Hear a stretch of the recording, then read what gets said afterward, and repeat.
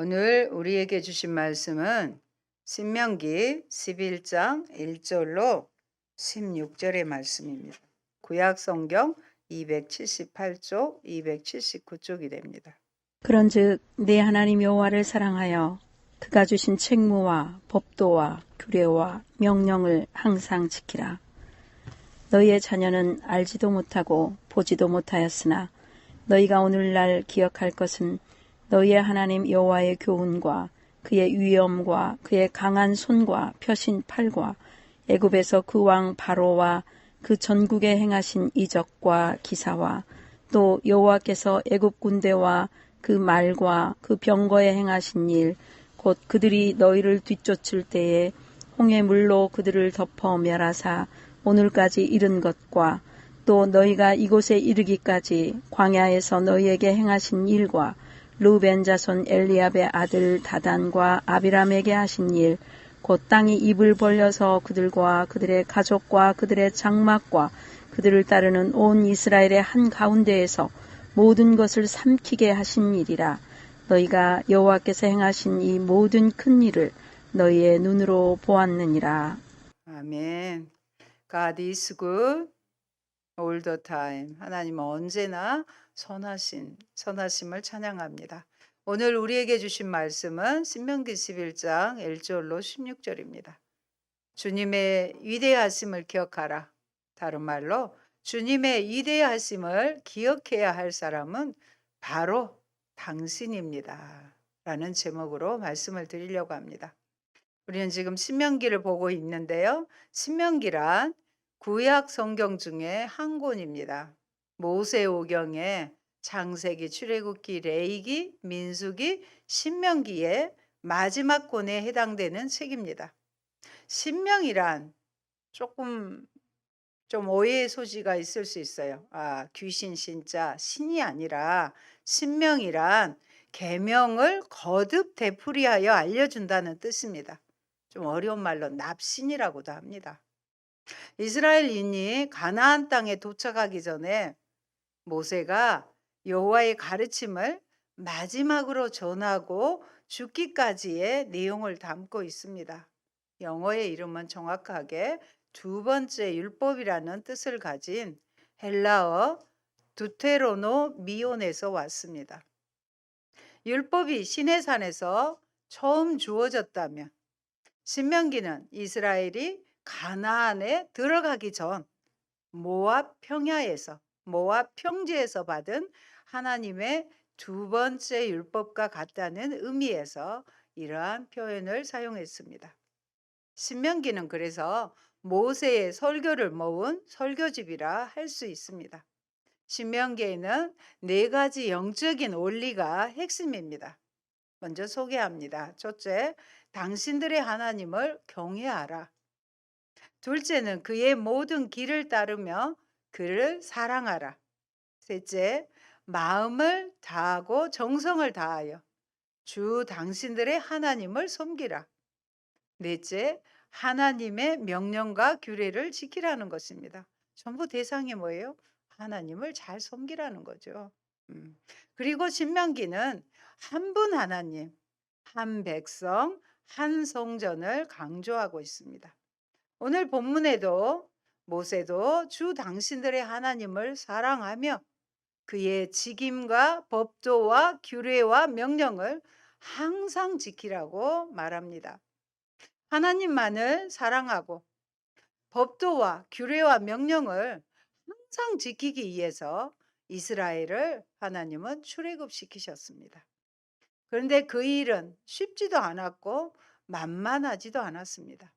애굽의 바로가 저항을 했고요. 애굽의 신들을 심판하고 마침내 항복을 하여 출애굽을 하였습니다. 거기에 어린 양의 희생이 있었습니다. 우리를 세상에서 마귀의 종살이로부터 구원하기 위해서 어린 양 되시는 예수님이 보혈을 흘리셨습니다. 그 어린 양의 보혈의 능력을 믿음으로 우리에게 받아들이게 하시고 많은 얽어맨 죄의 결박들을 끊고 마침내 우리를 건져 주셨습니다. 그런데도 마귀가 끝끝내 포기하지 않고 시험함으로 우리는 극심한 고통을 당하기도 하였습니다. 때로 건강을 잃을 뻔하기도 하고요. 재산을 송두리째 날리고 죽기를 각오했을 때 주님이 찾아오시기도 하고, 사랑하는 이들을 잃는 아픔 속에서 주님은 우리를 불러주셨습니다. 주님의 위대하심으로 우리를 건져주신 것입니다. 우리를 건지신 주 하나님의 위엄과 강한 손과 편팔을 기억해야 할 사람은 우리의 자녀가 아니고 바로 당신들입니다. 우리의 자녀들은 우리 하나님이 하신 일과 하나님께서 내리신 명령을 보지도 못하고 듣지도 못하였기 때문입니다.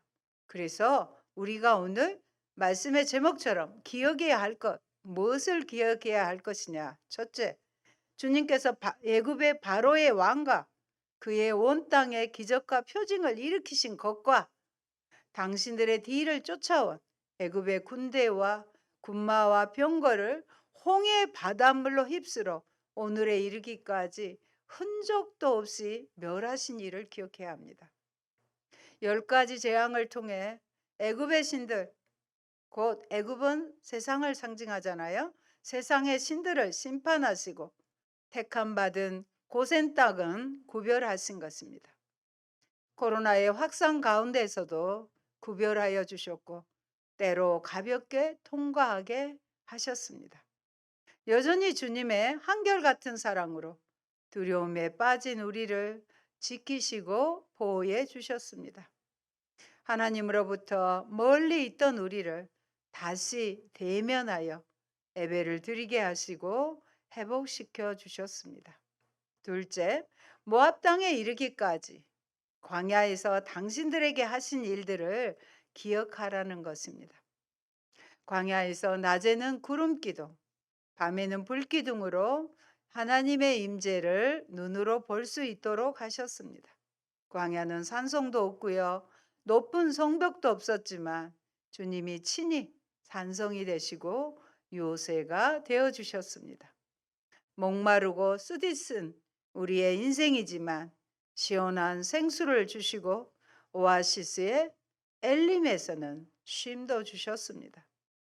부추와 파와 고기가 먹고 싶다고 기도하는 게 아니라 원망하고 불평으로 표현한 이 악한 세대에게도 고기를 주시고 매일 만나를 주셨습니다. 그러면서 썩을 양식만이 아니라 영원한 생명의 양식인 예수 그리스도를 소망하게 하셨습니다.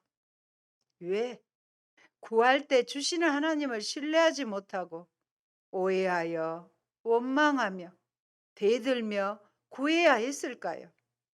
그런 백성들을 가르치시기 위해 시내산에서 십계명과 율법을 주셨습니다.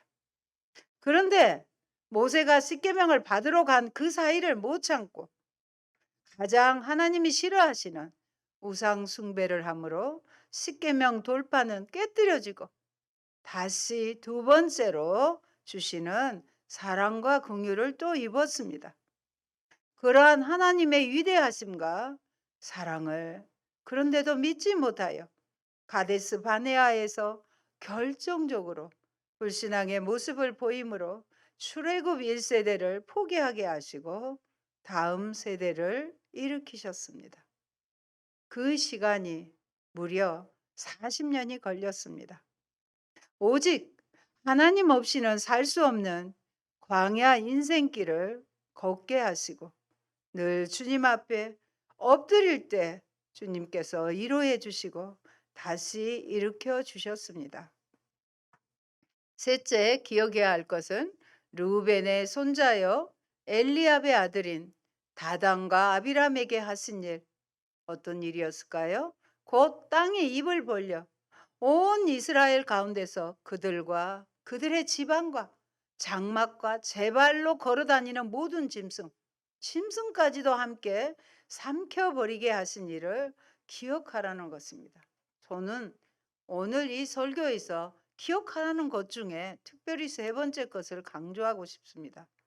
르우벤은 이스라엘의 장자로 기력의 시작으로 갑절의 축복을 받도록 되어 있었습니다. 그런데 아버지 야곱의 침상을 범하여 받을 축복을 받지 못한 것입니다. 이런 제약이 손자에서도 르우벤의 손자라고 그랬잖아요. 다단과 아비람이 제거되지 못하고 이어져 om을 봅니다. 죄악의 대물림입니다. 철저한 회개로 죄악이 제거되지 않았음을 봅니다. 한마디로 못난이 컴플렉스입니다. 하나님의 계획을 받아들이지 못하고 여전히 기득권과 자기 주장만 하는 모습입니다. 이러한 모습은 부모가 우리를 키웠던 양육 패턴으로 보았을 때 완전주의에 해당이 됩니다. 완전주의는 분투하고 노력하여 문자처럼 완벽성을 추구합니다. 그 결과 다른 이들보다 뛰어나기도 하지만 마음 안에는 열등의식으로 낮은 자존감과 비교의식이 떠나지 않는다고 합니다. 이럴 때 처방은 하나님의 주권을 인정하고 하나님께서 하신 것을 인정해야 돼요. 자신의 기대와 다른 방향으로 하나님이 또한 인도하심도 내가 마음으로 계획을 세우지만 발걸음을 인도하시는 분은 하나님이시라고 잠언에 요즘에 묵상하고 있잖아요. 하나님의 인도하심도 인정하여야 하는 것입니다. 그런데 르우벤의 후손은 하나님의 계획을 인정하지 못하고 낮은 자존감으로 만족하지 못하여 비교의식으로 이런 땅이 갈라져 죽는 불행한 역사를 일으켰습니다. 당신들은 주님께서 하신 이 위대한 모든 일을 당신들 눈으로 보았습니다. 여러분, 사회적으로 인정받는 지위에 있어도 열등감이 심해 인생이 고단한 사람이 있는가 하면 사회적으로는 인정을 받지 않아도 즐겁고 충실한 인생을 보내는 사람이 있습니다. 그런데 매일 남과 비교하며 산다면, 작은 일에도 쉽게 무너진다면, 늦기 전에 내 안의 열등감과 마주해보는, 직면하는 시간이 필요합니다. 열등감을 가진 사람들의 네 가지 특징을 살펴보고 우리 자신의 마음을 점검해 봅시다. 가토 다이조의 비교하지 않는 연습이라는 책에 기록된 내용입니다. 열등감이 심한 사람은 끊임없이 자신과 타인을 비교합니다. 그리고 항상 자신의 약점을 과장되게 인식하고 상처를 받습니다. 강박적인 비교를 하면서 타인보다 우월해지고 싶어 합니다.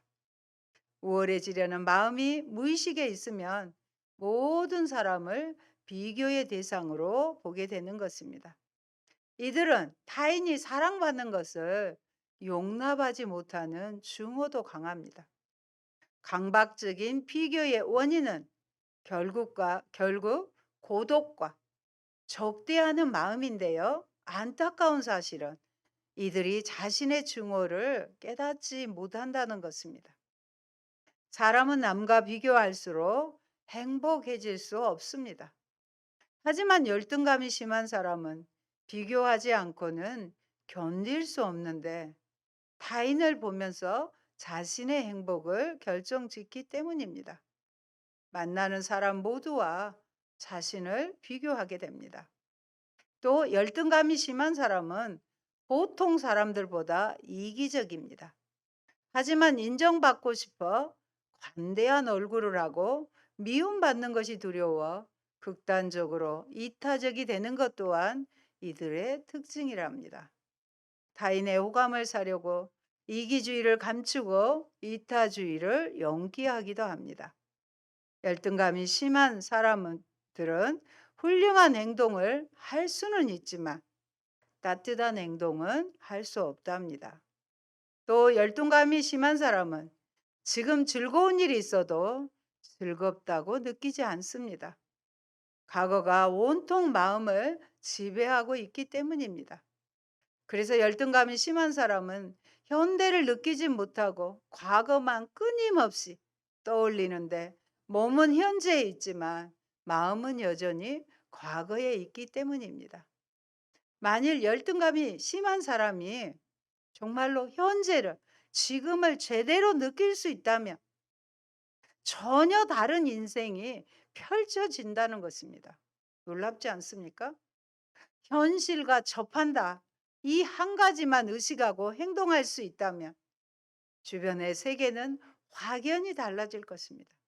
실제로 주변의 세계가 달라지는 것, 바뀌어지는 건 아니지만 주변의 세계를, 주위 세계를 느끼는 나의 방식이 달라진다는 것입니다. 우울증 환자는요, 아무도 나를 사랑해주지 않는다고 생각할 때 이 증상이 나타납니다. 사랑받고 있어도 과거에 마음이 머물러 있어 자신이 지금 사랑받고 있다는 사실을 깨닫지 못합니다.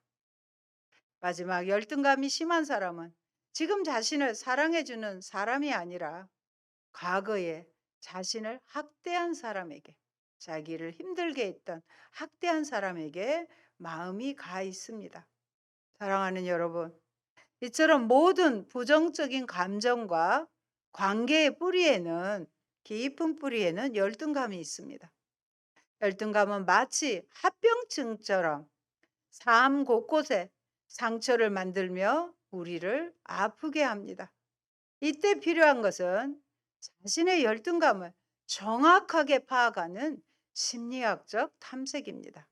왜 아픈지, 이유를 알면 더 완전하게 상처를 치료할 수 있는 법입니다. 이 책의 저자는 우리의 과거를 돌아보면은요, 있는 그대로의 내가 받아들여지지 않았던 기억이 존재할 것이라고 지적합니다. 거절감이 있었을 것이다. 우리가 부모님이라든지 주변에, 특별히 부모님이겠죠. 내가 어떤 상황을 어필했는데 부모님이 그것을 무시했다든지 받아들여지지 않았던 기억이 반드시 있을 것이라는 것입니다. 고통스러워도 그렇게 내 열등감의 실체를 이해할 때 비로소 열등감에서 벗어날 수 있는 것입니다. 나도 모르게 매일 남과 비교하여 산다면, 무엇을 해도 마음이 채워지지 않는다면 지금이라도 내 안의 열등감과 그 원인을 살펴볼 필요가 있습니다. 그러한 열등감 때문에 다단과 아비람은 모세와 아론에 대적했다가 그런 불행한 역사가 있었던 것입니다. 저는 날마다 기막힌 새벽이라는, 줄여서 날기새라고 합니다, 김동호 목사님의 유튜브를 선한교육의 마시터를 통해서 매일 보고 있습니다. 김동호 목사님은 폐암에 걸린 후 날마다 기막힌 새벽, 제목이 너무 좋지 않아요? 제목으로 새벽마다 설교를 하고 있습니다. 주로 암과 싸워나가는 설교로서 자신은 암이 두렵지만 하나님의 힘으로 싸워나가고 있다며 자신의 존재감을 드러내고 암 환자들을 위로하기 위해 설교를 하고 있습니다. 그러나 자신이 불안과 두려움을 극복하지 못한 상태에서 자신의 존재감을 알리기에 노력하고 있는 모습을 알 수 있습니다. 그는 자신에 대해 속절없이 무너지고 약해졌다고 수려하고 있습니다. 지금의 폐암은 3번째 암이었더라고요. 그는 피할 수도 도망갈 수도 없고 뚫고 나가야 한다고 주장합니다. 그러나 암은 신념과 자기의지로서 뚫고 나가서 극복되는 것이 아니어서 세 자녀들에게 유언처럼 남기고 싶은 말씀을 성경에서 찾았다고 합니다. 그래서 찾은 말씀이 요한복음 14장 6절에 내가 곧 길이요 진리요 생명이니 나로 말미암지 않거든 아버지께로 올 자가 없느니라는 말씀을 찾았다고 합니다. 길 대신 예수님을 온통 길이 없는 광야 인생에서 자녀들에게 제시하고 싶었다고 하셨습니다. 다행히 아들들은 아버지의 걸어오신 주님의 길을 인정해주고 자신들도 길 대신 예수님으로 살겠다고 하시는 간증을 제가 들었습니다. 죽어가는 자신의 모습이 늘 두려웠지만 죽음과 같은 깊은 잠을 우리가 잠잘 때 죽은 거나 마찬가지잖아요. 자고 난 후에 다시 살아나는 기막힌 경험을 새롭게 목사님은 받아들이신 것입니다. 사랑하는 여러분, 우리는 왜 위대하신 주님의 역사를 기억해야 할까요? 기억하라고 하셨는데 이유가 있겠죠? 그 놀라운 하나님의 역사와 은혜를 반대로 기억하지 않고 잊어버린다면 광야 세대에서 본 것처럼 조금만 힘들어도 원망하고 불평하기 때문입니다. 주님의 위대한 역사를 기억하지 못하면 현실의 어려움 속에서 소망을 잃고 신앙생활이 종교인으로 습관적으로 떨어지기 때문입니다. 기쁨과 감사보다는 의무감으로 가득 차게 됩니다. 전혀 누림과 교제가 없는 삶입니다. 또 우리의 모습을 통해 다음 세대에게 확신을 가지고 기억하지 못하면 신앙을 가르쳐 낼 수 없기 때문입니다. 그렇다면 우리의 자녀들은 정말로 확실하게 신앙생활을 하고 있는지요? 우리 세대가 끝나도 우리의 자녀가 주님의 길을 걸어갈 수 있다고 자신할 수 있으신가요? 5월과 6월에는 많은 결혼식이 있었습니다. 그동안 코로나로 거리두기를 해야 했기에 조금 풀리니 많은 이들이 축복 속에 결혼을 하고 싶기 때문입니다. 그런데 말입니다. 가슴 뛰는 결혼식을 시작으로 동반자로서 걸어온 수십 년을 이제는 황혼이혼이라는 이름으로 이혼을 하는 커플들이 실제 이혼하는 숫자보다 무려 3배나 늘어났다고 합니다. 그전에는 아이들 때문에 이혼을 미루고 참고 견디다가 아이들을 결혼시키고 나면 이제 남은 인생에 대한 의미가 새롭게 다가오기 때문입니다. 오죽하면 황혼이혼이라는 이름이 붙었을까요? 저는 충분히 공감이 가고 이해가 됩니다. 평생 못 고치며 그 고통 속에 사느니 언제 끝날지 모르는 인생. 이제는 상대로부터 자유롭고 싶을 것입니다. 우리가 결혼을 할 때 의도적인 정략 결혼이나 사랑이 없는 결혼이 아니었기에 다시 가슴 뛰는 마음을 회복해 보시라고 저는 권면합니다. 살아온 날들 가운데 우리의 가슴을 감동시키고 뛰게 했던 행복했던 일들을 기억하시라는 것입니다. 교제 때는 물론 힘든 일도 돌아보면 많았겠지요. 그러나 작은 것에도 감사하고 행복해하지 않았습니까? 우리가 교제할 때는 상대의 다름이 매력으로 보이다가 막상 함께 살다 보면 다름이 고통이 되는 것입니다. 그래서 다름을 이제는 고치려는 시도를 이제 그만두고 그냥 용납하고 또 시시비비를 가리지 말고 더 나아가 성경 말씀대로 관용의 마음으로 회복하기를 권면합니다. 그리고 우리의 가정을 통해 자녀의 세대, 그 다음 자녀 세대까지 이어가시는 하나님의 계획하심이 우리 가정에 있음을 인정하고 자녀들의 열매를 보면서 다시 회복하시기를 원합니다. 그동안 살아온 우리 가정 생활에 주님께서 함께 하신 놀라운 역사들을 기억하면서 다시 회복하십시오. 그래서 결혼식에는 저는 빠지지 않고 가서 축하하고 가슴 뛰었던 첫사랑을 다시 기억하곤 합니다.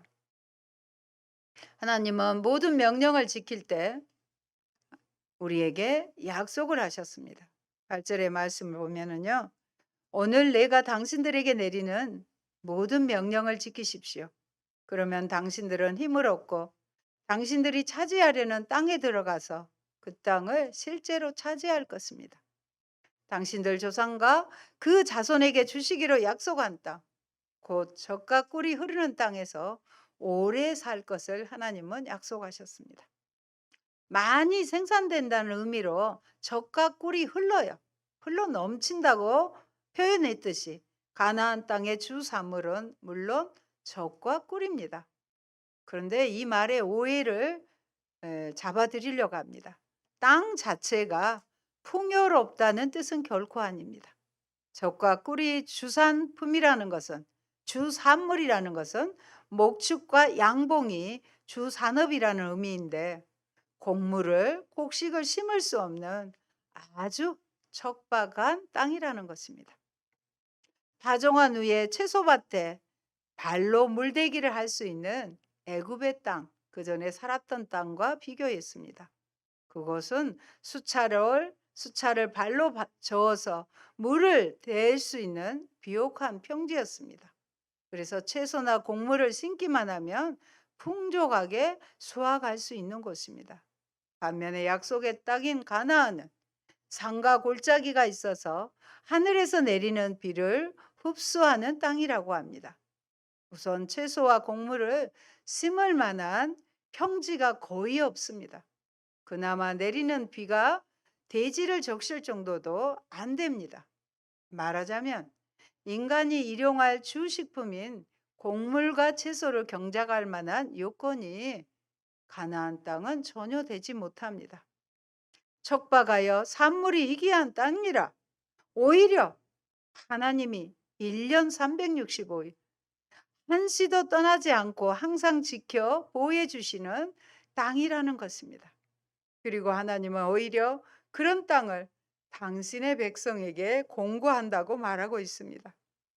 모든 여건이 풍족한 곳이 아니라 정반대의 땅으로 당신의 자녀들이 들어가 살기를 하나님은 원한다는 것입니다. 그러므로 세상 수단에 절대 의지하지 않고 오직 당신의 하나님의 계명대로만 살아라고 합니다. 그 땅을 차지하고 그 땅에서 오래 살 것을 약속하셨습니다. 그 땅은 다시 말씀드리면 산과 골짜기가 많아서 하늘에서 내린 빗물로 밭에 물을 대는 곳입니다. 주님이 직접 몸소 돌보시는 땅, 하나님 비 주시지 않으면 이번에도 우리가 얼마나 고통스러웠겠습니까? 그래서 하나님께서 직접 돌보시는 땅이고 하나님의 눈길이 돌보시기 때문에 해마다 정초부터 섣달 금음날까지 늘 보살펴 주시는 땅이라는 것입니다. 여러분, 여러분이 신자가 되었다는 것, 성도가 되었다는 것, 믿음으로 산다는 것의 의미는 주위 여건이 어떠하든지 삶의 세밀한 구석부터 전 우리의 인생을 걸기까지 오직 하나님의 인도와 보호에 의존하여 산다는 뜻입니다. 다른 말로 주 없이, 나는 주님 없이는 살 수 없습니다. 주님이면 됩니다 하는 고백이에요. 다른 말로 하면 절대로 돈의 많고 적음이나 사람들의 칭찬이나 멸시와 환경의 풍족함이나 궁핍함에 굴복하지 않고 사는 자가 된다는 것입니다. 그 이유는 지난주 말씀처럼 사람이 떡으로만 사는 것이 아니요 여호와의 입에서 나오는 모든 말씀으로 살아야 하기 때문입니다. 지금 여러분은 발로 물을 대는 애굽 땅에서 우상을 숭배하고, 다른 말로 우상 숭배는 탐심이 우상 숭배라고 했잖아요. 탐심을 쫓아 살고 있습니까? 진정한 젖과 꿀을 사모하기에 땅이 물을 흡수하는 험한 산과 골짜기에서 넘어지는 한이 있더라도 하나님의 손을 잡고 따라가고 있습니까? 하나님이 우리에게 주신 두 번째 약속입니다. 가을비와 봄비를 주셔서 곡식과 포도주와 기름을 거두며 배불리 먹고 살 것을 약속하셨어요. 근데 조건이 따릅니다. 조건은 하나님이 명하시는 그의 명령을 착실히 듣고 하나님을 사랑하며 온 마음과 정성을 다하여 주님을 섬기어야 합니다. 신명기의 말씀을 보겠습니다. 6장 5절 같이 고백합니다. 너는 마음을 다하고 뜻을 다하고 힘을 다하여 내 하나님 여호와를 사랑하라. 그럴 때 그렇게 하시는 거예요. 아멘. 마가복음 15장 30절입니다. 내 마음을 다하고 목숨을 다하고 뜻을 다하고 힘을 다하여 주 너희 하나님을 사랑하라 하신 것이요. 신명기의 말씀을 신약에 그대로 옮긴 것이나 마찬가지입니다. 그런데 유혹을 받고 마음이 변하여 다른 신들을 섬기거나 그 신들에게 엎드려 절을 하며 그 신들에게 예배하면 주님께서 노하셔서 하늘을 닫고 비를 내리지 않으신다고 하셨습니다. 이 말씀이 저는 가슴이 정말로 철렁했습니다. 그래서 아무리 노력해도 밭에서 아무것도 거두지 못할 것이라고 하셨습니다. 이번에 저희 집사님이 진짜 농사를 지면서 마늘과 양파의 농사를 지면서 엄청 수고를 다른 때보다 몇 배를 더 했습니다. 왜요? 하나님께서 비를 주시지 않으셨기 때문에 그렇습니다. 그렇게 되면 당신들은 주님께서 주신 기름진 땅에서도 순식간에 망할 것이라는 것입니다. 뉴스의 제목입니다. 영남 50년 만에 겨울 가뭄. 봄에는 중부까지 가뭄이 들 거라 했는데 이곳 남부지방까지도 가뭄이 심각합니다. 매일 타들어가는 풀들이 안쓰럽기까지 하였습니다.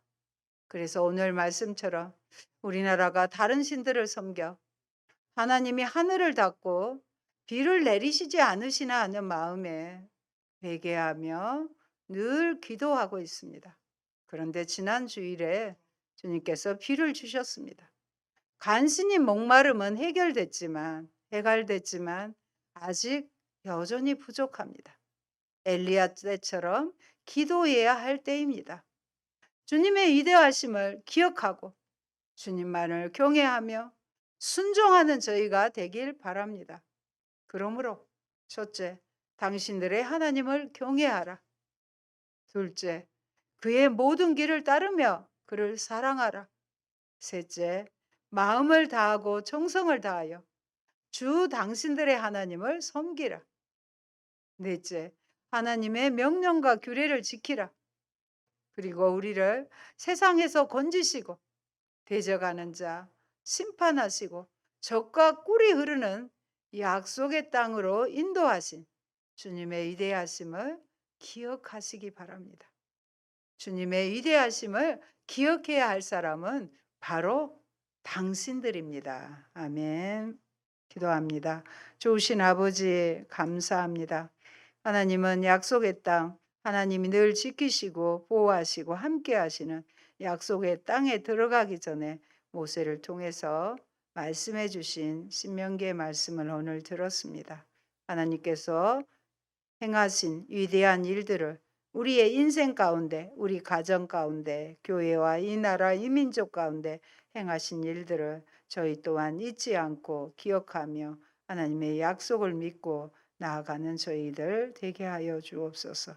하나님은 신실하신 분이기 때문에 한결같은 사랑으로 우리를 지키시고 보호하심을 믿고 우리도 주님의 말씀 아래 순종하며 하나님의 계명과 율례와 법도를 잘 지켜 하나님만을 사랑하는 저희들이 되게 하여 주옵소서. 그래서 약속의 땅에서 아버지 하나님 누림과 평안과 교제의 삶을 마음껏 누리는 저희의 삶들이 되게 하여 주옵소서. 예수님 이름으로 기도합니다. 아멘.